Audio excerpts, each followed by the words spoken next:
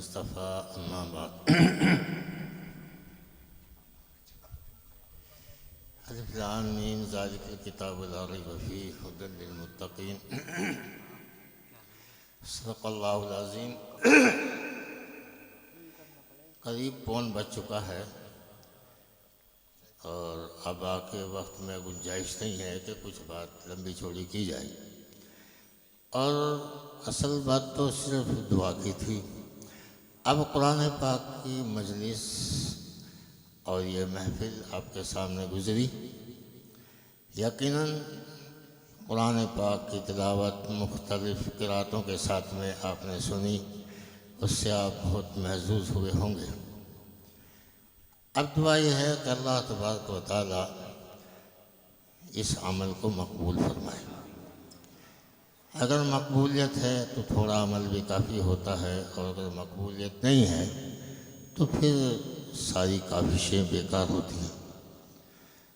قرآن پاک ہے ہی ایسی عظمت کی کتاب کہ جس پر ہر چیز لٹو ہو جاتی ہے، اور کیوں نہ ہو، اس لیے کہ اللہ کے الفاظ ہیں، اللہ کے بولے ہوئے بول ہیں.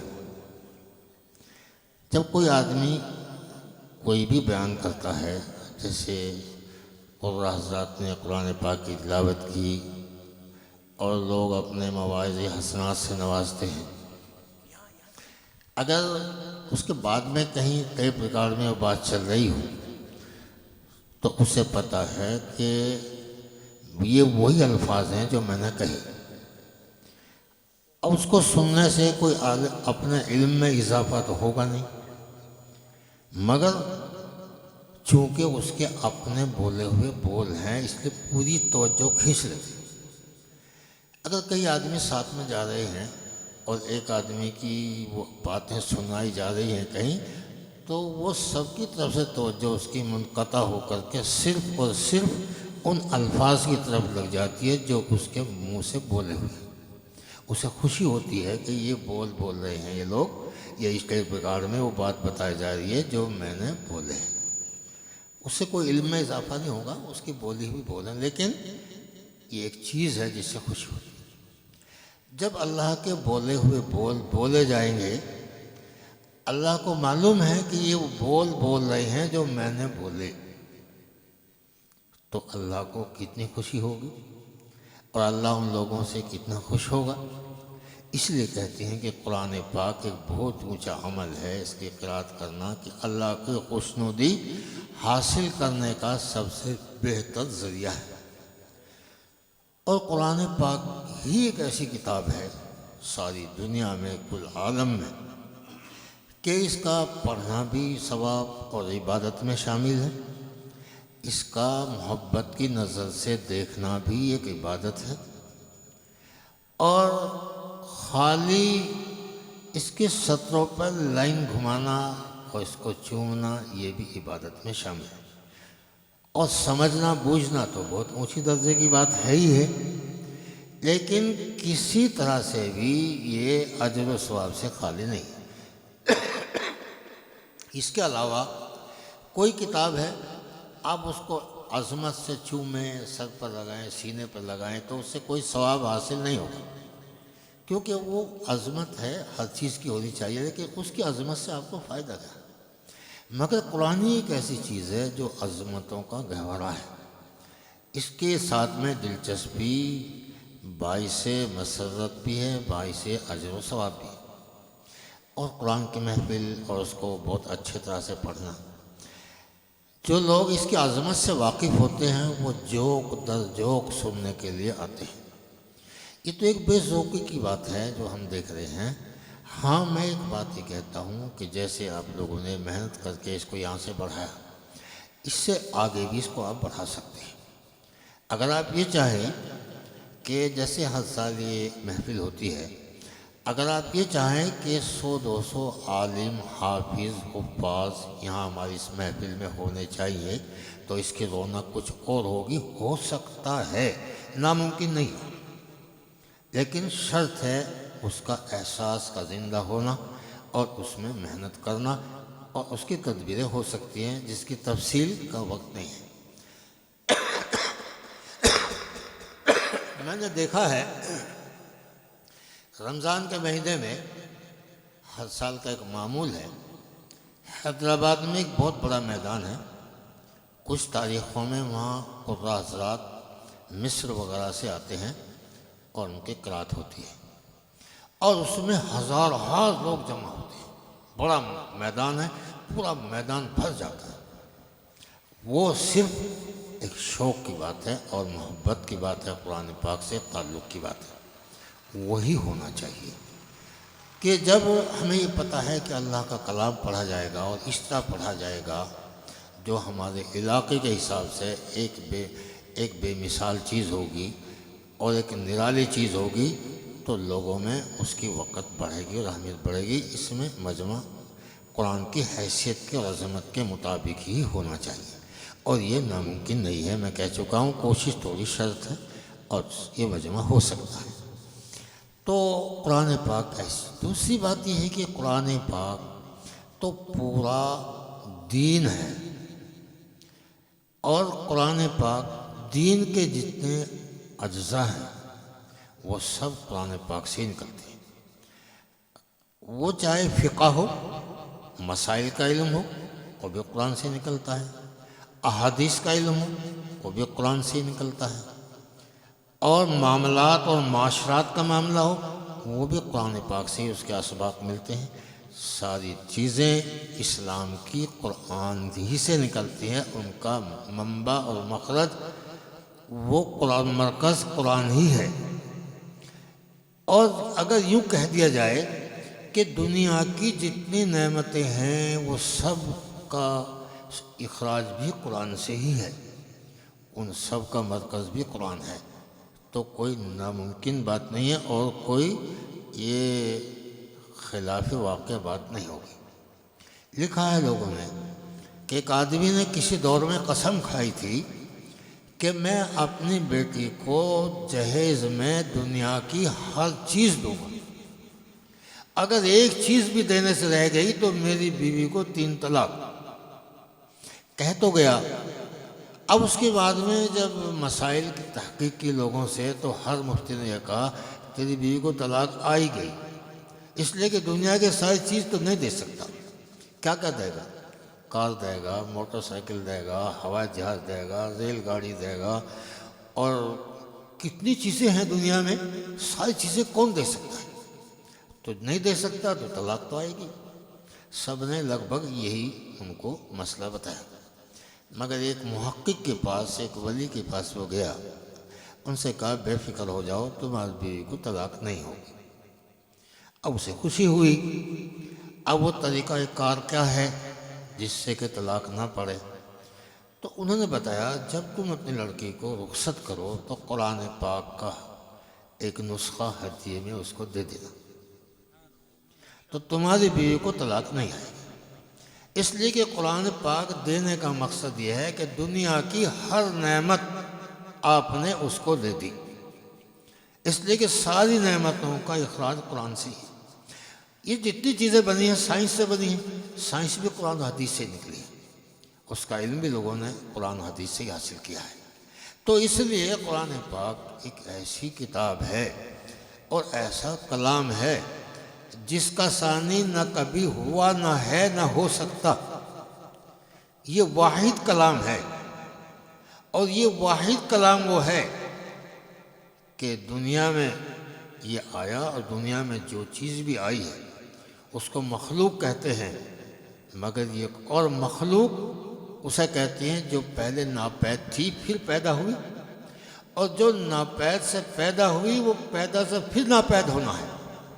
مگر قرآن پاک وہ ہے جو مخلوق نہیں ہے، جس کو کہ ناپید ہونا پڑے، یہ ہمیشہ سے ہمیشہ ہی رہے گا۔ یہ کلام، کیونکہ یہ کلام اللہ کا ہے، میں بول رہا ہوں میرا کلام ہے، جب چاہوں بول دوں، آپ کا کلام ہے آپ بولتے ہیں، مگر کب تک یہ کلام آپ کا ساتھ کب تک دے گا؟ آپ جب تک زندہ ہیں یہ آپ کا کلام زندہ ہے، اور جب آپ دنیا سے رخصت ہو گئے آپ کا کلام بھی رخصت ہو گیا۔ مگر یہ کلام کس کا ہے؟ قرآن پاک یہ اللہ کا کلام ہے، اس کو اس لیے کلام اللہ کہتے ہیں، اور اللہ ہمیشہ سے ہے اور ہمیشہ رہے گا، تو اللہ کا کلام بھی ہمیشہ سے اور ہمیشہ رہے گا، باقی کوئی چیز ہمیشہ نہیں رہے گی۔ اس لیے یہ قرآن پاک ہے۔ اس کی ایک صفت یہ ہے، دنیا کی جتنی چیزیں ہیں پیدائش سے لے کر اور اس کے ختم ہونے تک، اس میں دور آتے ہیں اور بدلتے رہتے ہیں۔ کبھی بچپنا ہوتا، ہر چیز کو لے لو، کسی کو بھی، کوئی بھی مصنوعات ہو یا کوئی مخلوقات ہو، کسی چیز کو بھی آپ لے لیں، ایک دور اس کا بچپن کا ہوتا ہے، ایک جوانی کا ہوتا ہے، ایک بڑھاپے کا ہوتا ہے، اور اس کے بعد میں اختتام ہو جاتا ہے۔ تو قرآن اگر ضرورت آپ کو واقع ہے تو قرآن کی آپ تلاوت کثرت سے کیجئے، آپ کی پریشانی دور ہو جائے گی۔ تو دعا ہوا نہ ہوئی، جیسے دعا سے پریشانی دور ہوتی ہے، اس لیے اس کو دعا کہتے ہیں۔ قرآن پاک کی بھی یہ خاصیت ہے کہ اگر کوئی آپ کو پریشانی ہے تو کثرت کے ساتھ میں آپ قرآن پاک کی تلاوت کیجئے، آپ کی ضرورت پوری ہو جائے گی۔ حضرت ابراہیم علیہ السلام کے بارے میں لکھا ہے، قرآن پاک کی آیت ہے، وَإِذَا مَرِضْتُ فَهُوَ يَشْفِينِ، کہ آپ فرماتے ہیں جب میں بیمار ہوتا تھا تو میں قرآن کی تلاوت کرتا تھا اور میں ٹھیک ہو جاتا تھا۔ تو دعا ہوئی نہ ہوئی، بیماری کو دور کرنے کا ذریعہ بنی کہ نہیں بنا قرآن پاک کی آیت۔ اور بھی بہت سارے واقعات ہیں ایسے کہ جو لوگ اپنی زندگی سے نا امید ہو گئے اور مرض ایسا لا یزال ان کے اوپر حاوی ہو گیا کہ جس کو لا علاج قرار دے دیا گیا، اور انہوں نے نا امید ہونے کی حالت میں پھر قرآن پاک کی تلاوت شروع کر دی، زندگی سے مایوس ہو گئے، اور جیسے قرآن پاک کی تلاوت کرنا شروع کیا اور ویسے ویسے ان کو شفا حاصل ہونی شروع ہوئی، اور ایک دن وہ ہوا کہ وہ بالکل شفا یاب ہو گئی۔ تو قرآن تو خود دعا ہے۔ تو اس لیے کہا جاتا ہے اگر کبھی کوئی آدمی کسی پریشانی میں مبتلا ہے تو وہ قرآن پاک کی تلاوت کرے، درود پاک کی کثرت کرے، اور اس کی وہ حاجت پوری ہو جائے گی۔ دنیا آج یہ ڈھول پیٹتی ہے کہ ساری دنیا آج پریشانی کا شکار ہے، جس کو کہتے ہیں ٹینشن۔ جس کو بھی دیکھو مجھے ٹینشن ہے، ہر آدمی ٹینشن میں ہے۔ آدمی کہتا ہے یہ ٹینشن ہے، اس کا علاج یہ ہے، اس کو سوچو مت، لیکن وہ تو سوچا جائے گا، اب اس کو سوچنا بند کیسے کریں گے؟ اب ہر آدمی یہ تو کہتا ہے یہ ٹینشن ہے، مگر ٹینشن کا علاج کسی کے پاس نہیں۔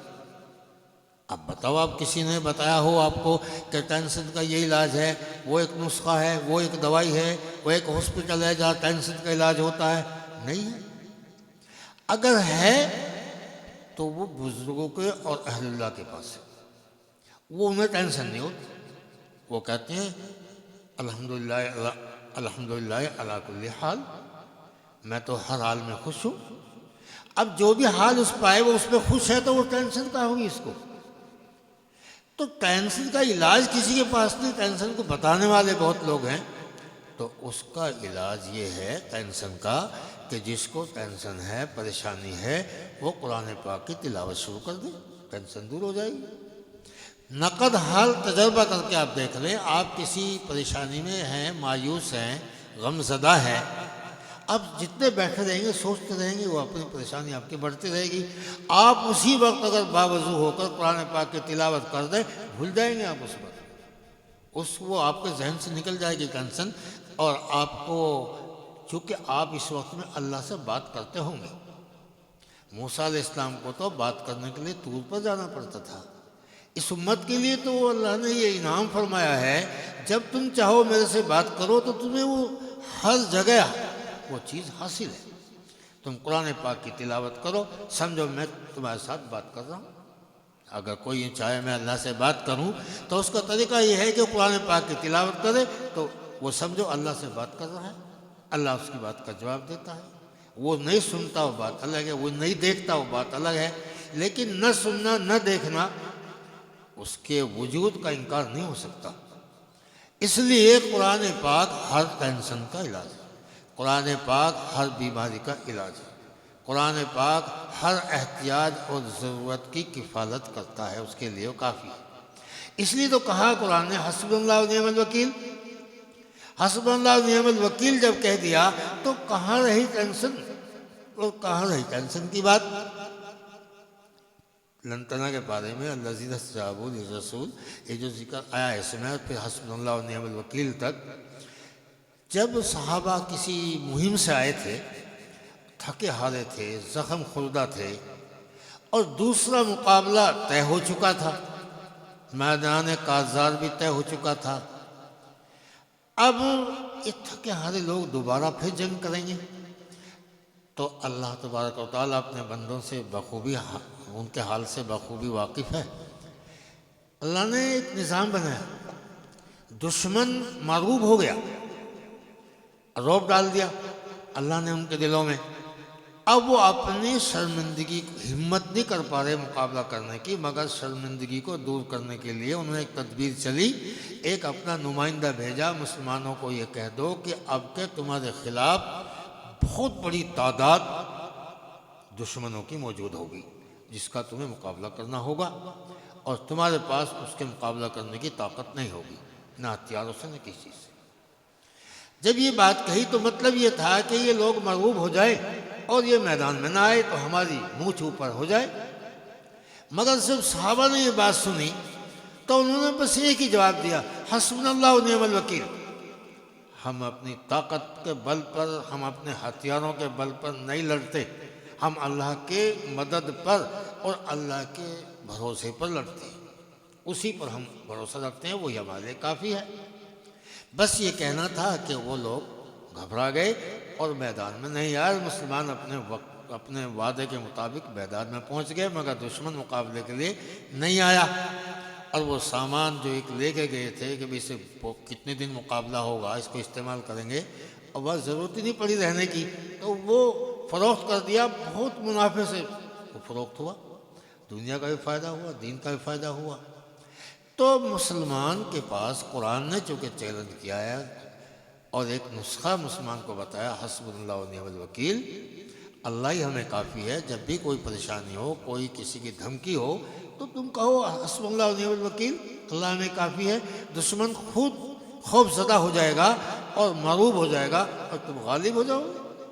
مسلمان تو آیا ہی غالب ہونے کے لیے، اسلام تو آیا ہی غالب ہونے کے لیے، مغلوب ہونے کے لیے نہیں آیا. تو بات یہ ہے، مختصر بات، لمبی بات کرنے کا مسئلہ نہیں ہے، مختصر بات کیجئے کہ میں یہ عرض کر رہا تھا کہ دعا کا مسئلہ ہے اور پورا قرآن دعائی ہے. جو آپ نے قرآن پڑھا ہے یہ سارا دعا ہے، اور جو پڑھیں گے وہ بھی دعا ہے.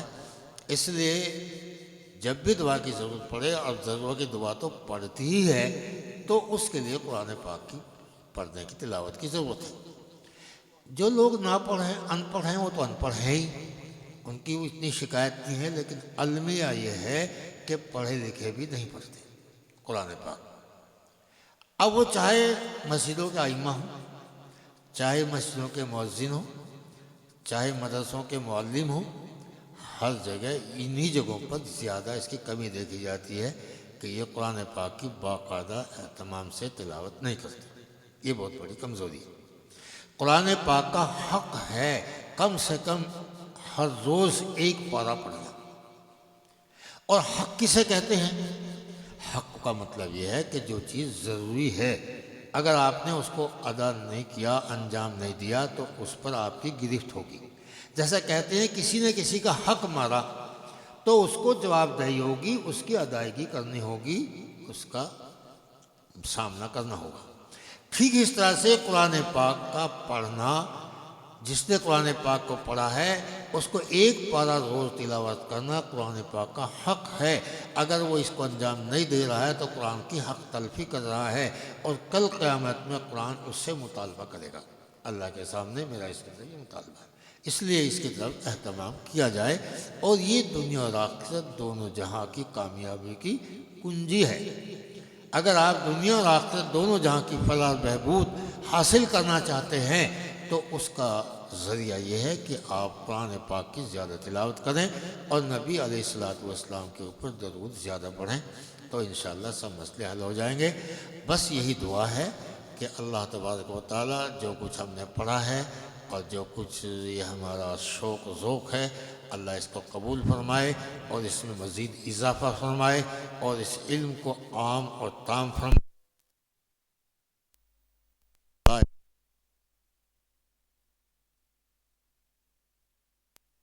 سے جھکنے کی توفیق عطا فرمائے اور مسلمان کا کوئی بچہ یا بچی اور کوئی بڑا یا چھوٹا قرآن پاک سے محروم نہ رہے۔